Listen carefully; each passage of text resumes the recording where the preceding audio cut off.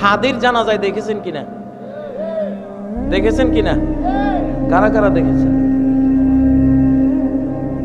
একটা সাধারণ মৌলবী মুন্সি পরিবারের একটা পোলা। আল্লাহু আকবার। বাংলার ইতিহাসের কোন রাজপুত্র এই সম্বর্ধনা, এই আন্তরিক, এই বোধ, এই মানবতা বোধ, এই সম্মাননা, এই ডিগ্রি, আল্লাহু আকবার, স্মরণকালে কেউ পাইছে বলে মনে হয় না, দেখি নাই আমরা, ঠিক না? তাহলে হাদির জানাজায় দেখছেন সর্বস্তরের মানুষ। ওখানে চেতনা ছিল, হাদি হাফেজে কোরআন, হাদি একজন ইমানদার, হাদি মুসলিম মানচিত্রের স্বাধীনতার জন্য জীবন দিয়েছে, ঠিক নয় কি?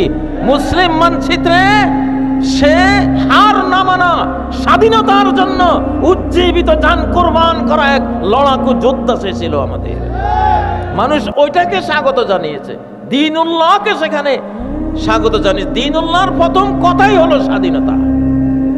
মানুষ মানুষের গোলামি করবে না, এটা তার আত্মসম্মানের পরিপন্থী, ঠিক নয় কি? স্বাধীনতার প্রথম পয়েন্ট, প্রথম রোকন, প্রথম পিলারে হলো মানব মর্যাদা।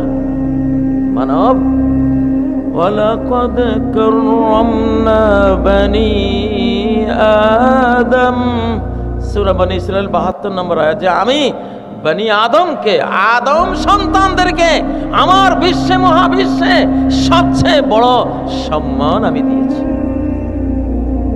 সম্মাননা আমি দিয়েছি। তাকে তুমি দাসী বানাতে পারো না। বলো বীর, বলো উন্নত মমশির। আমরা উসমান হাদির মধ্যে এই দৃশ্য আমরা দেখেছি। তাহলে আমরা উসমান হাদি